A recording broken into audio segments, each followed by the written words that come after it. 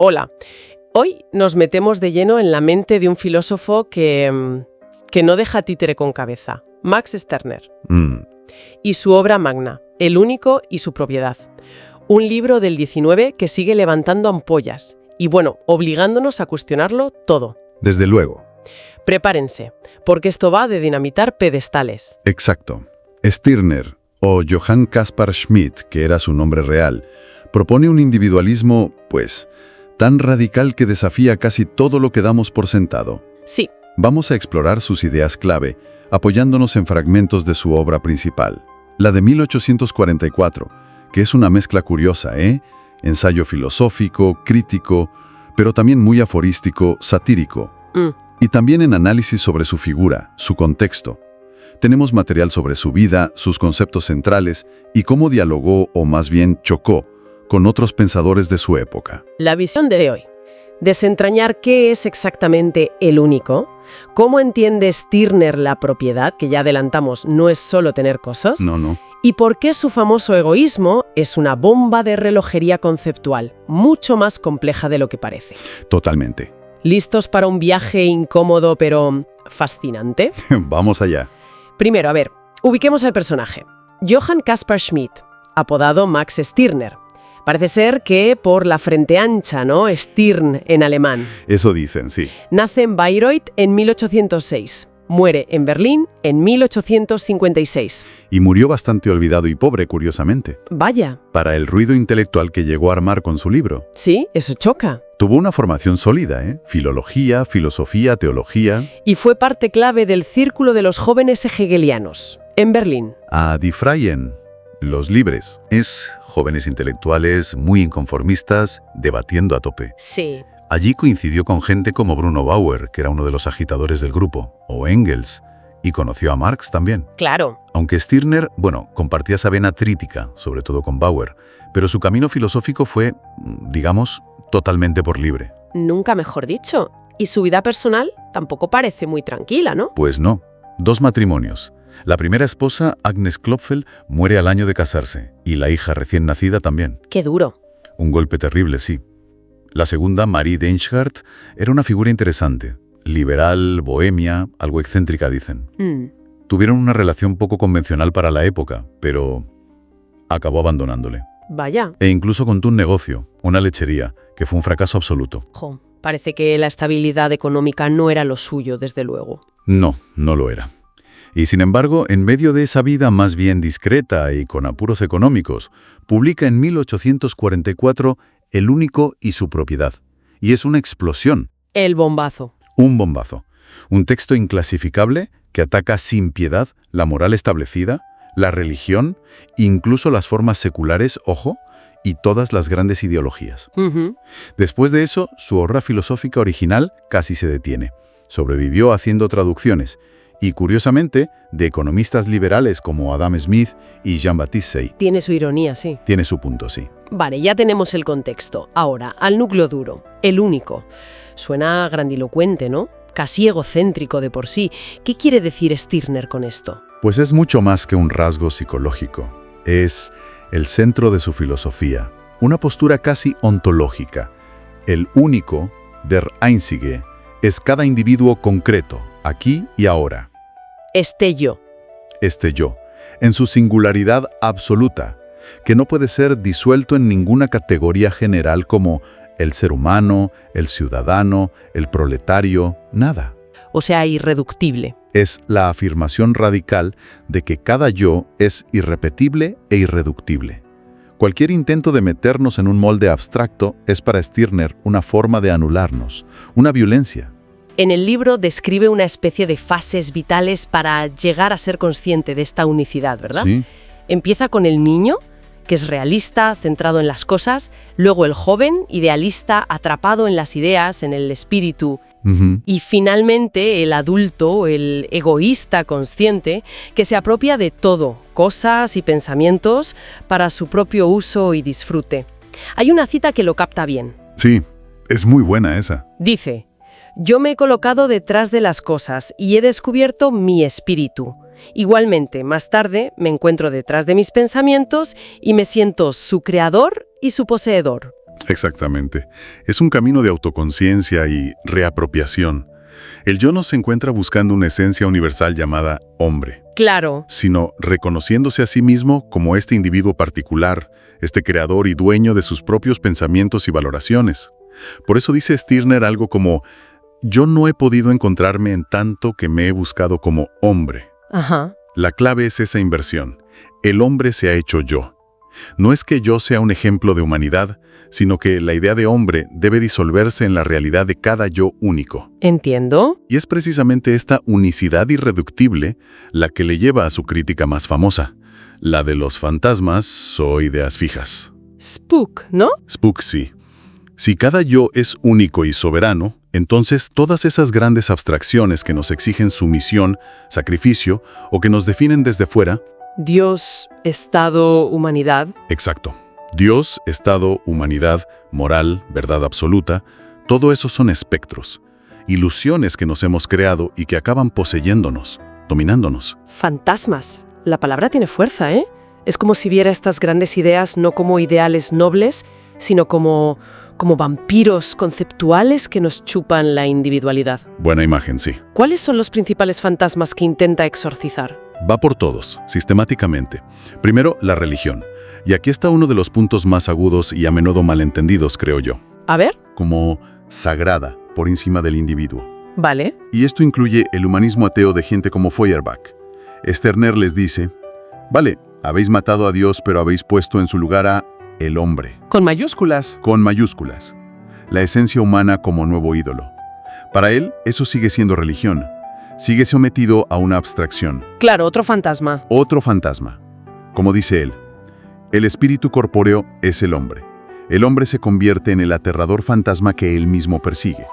Sigue siendo una alienación. Es demoledor. O sea, no basta con declararse ateo si sigues adorando a la humanidad o la razón. Exacto, Y me imagino que con la moralidad hará algo parecido. exacto. La ve como otra cadena invisible. El deber ser, los principios morales universales, son imposiciones externas que interiorizamos y creemos que son nuestra propia conciencia. Ya. Cuestiona radicalmente la idea de desinterés o altruismo.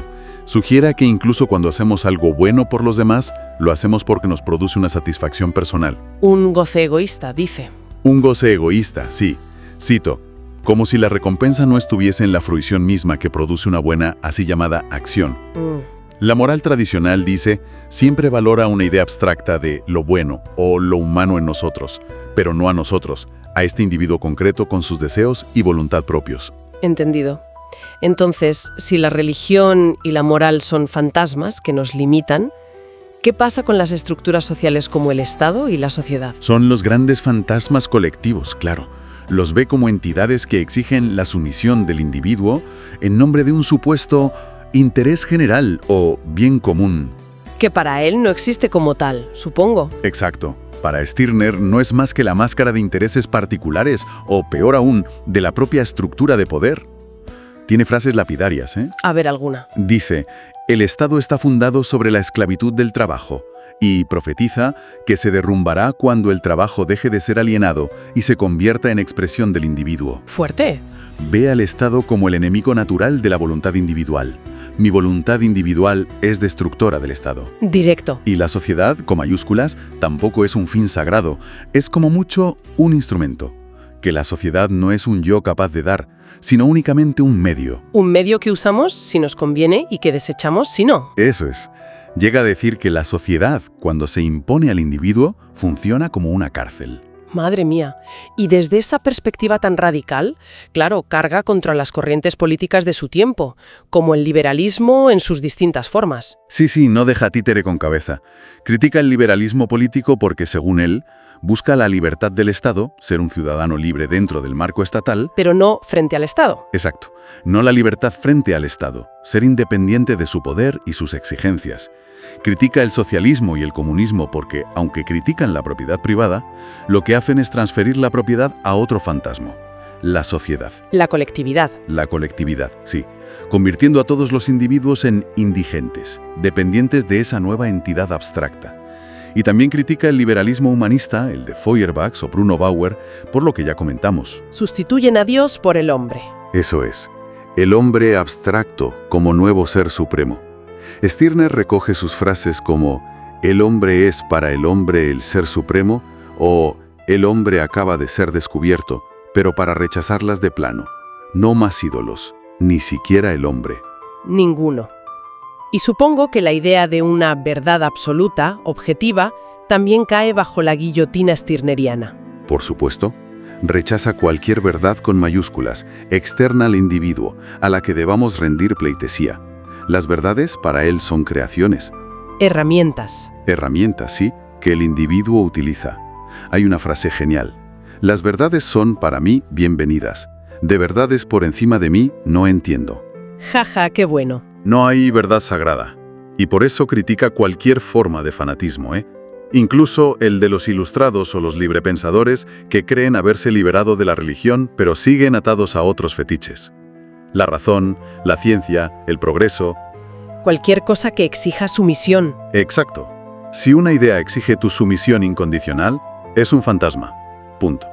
Todo esto nos lleva a la palabra clave, la más polémica: egoísmo, que normalmente asociamos con algo negativo, ¿no? Pensar solo en uno mismo a costa de los demás. Pero Stirner le da una vuelta completa, ¿verdad? Totalmente. Es crucial entender esto para no quedarse en la caricatura.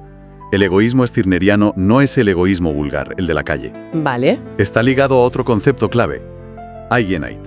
Es difícil de traducir, Propiedad de sí mismo, lo propio. Lo propio, ser propio, ownness en inglés. Ser egoísta, en el sentido de Stirner, significa ser dueño y señor de uno mismo. Ajá. No estar dominado ni por los impulsos ciegos, como el niño, ni por las ideas fijas, como el joven, ni por Dios, ni la moral, ni el Estado. Es la autodeterminación consciente del individuo que se sabe único. O sea, no es una norma moral de ser egoísta. No es debes ser egoísta. Es una descripción de lo que ocurre cuando el individuo se libera de los fantasmas. Dice Stirner, solo el egoísmo es fiel a sus raíces biológicas. Y aclara que su egoísmo es suyo, no un principio universal. Mi egoísmo es el mío, no es un principio normativo. Es descriptivo, no prescriptivo. Entendido. Y esto conecta directamente con su concepto de propiedad, ¿no? Eigentum. Exacto. Y aquí también hay que ampliar la mirada. Para Stirner, la propiedad no se limita a la posesión legal de objetos materiales. Va más allá. Mucho más allá. Es todo aquello que el único pueda ser suyo, dominar y usar para sus propios fines. Esto incluye sus facultades, su voluntad, sus pensamientos, su poder. Su poder. La frase que lo resume es brutalmente honesta. Mi poder es mi propiedad.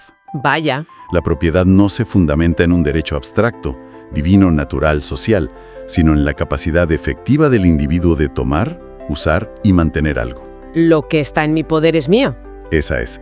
Esto choca frontalmente con toda la tradición jurídica y filosófica occidental, basada en derechos preexistentes, claro. Totalmente. Es una visión mucho más activa, casi depredadora si se quiere, pero coherente con su premisa del único como fuente de todo valor. Pero, espera, si el egoísmo es ser dueño de uno mismo y la propiedad se basa en el poder individual, ¿cómo encajan ahí las relaciones con los demás? Buena pregunta. Es inevitablemente un sálvese quien pueda, una guerra de todos contra todos.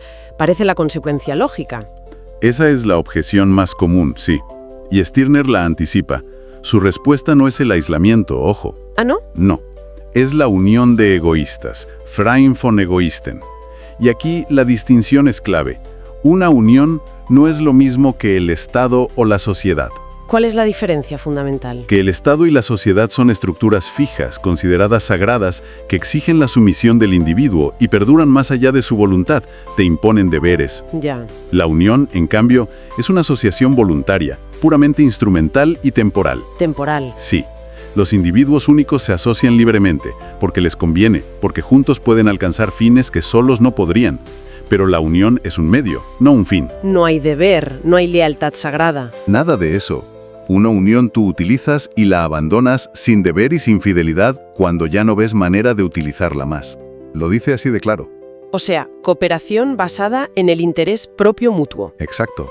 Una red de relaciones fluidas entre individuos soberanos que colaboran mientras les sirva, sin ataduras sagradas. Queda claro que Stirner es un pensador radicalmente incómodo. No ofrece consuelo, la verdad. Ofrece dinamita. Absolutamente. Y su influencia, aunque a menudo ha sido más bien subterránea o intermitente, es innegable. Inspiró directamente a corrientes del anarquismo individualista. Sí, Mackay, ¿no? John Henry Mackay, sí. Un personaje curioso, escritor, activista, fue clave para redescubrirlo a finales del XIX. Y claro, siempre surge la comparación con Nietzsche. Claro, la crítica a la moral, el individuo creador. Hay ecos evidentes, sí. Aunque no está claro si Nietzsche leyó a Stirner directamente. A veces se ve a Stirner como un precursor radical del Übermensch nietzscheano. Podría ser. Y más recientemente, pensadores postmodernos o postanarquistas han encontrado en Stirner un arsenal crítico contra las nociones de sujeto, identidad, poder. Y si pensamos en hoy, sus ideas resuenan de formas inesperadas, ¿no? Totalmente. Podríamos leer la precariedad laboral actual, por ejemplo. ¿Cómo? Pues como una forma de alienación donde el individuo es desposeído de lo propio, de su valor singular, reducido a mera fuerza de trabajo intercambiable. La afirmación stirneriana del yo único podría ser una forma de resistencia, de decir, valgo por mí mismo. Interesante. O piensa en la cultura de la vigilancia digital, los algoritmos que nos perfilan y predicen. No son formas modernas de fantasmas que buscan definirnos y controlarnos. Visto así, Incluso la moralización constante en el debate público donde ciertas posturas se elevan a dogmas incuestionables. Stirner nos alertaría contra cualquier idea que exija nuestra sumisión ciega. sí. Ahora bien, el riesgo siempre está ahí, claro. Reducir su pensamiento a una mera apología del egoísmo más crudo y del individualismo insolidario. Ignorando la complejidad y la idea de la unión. Exacto.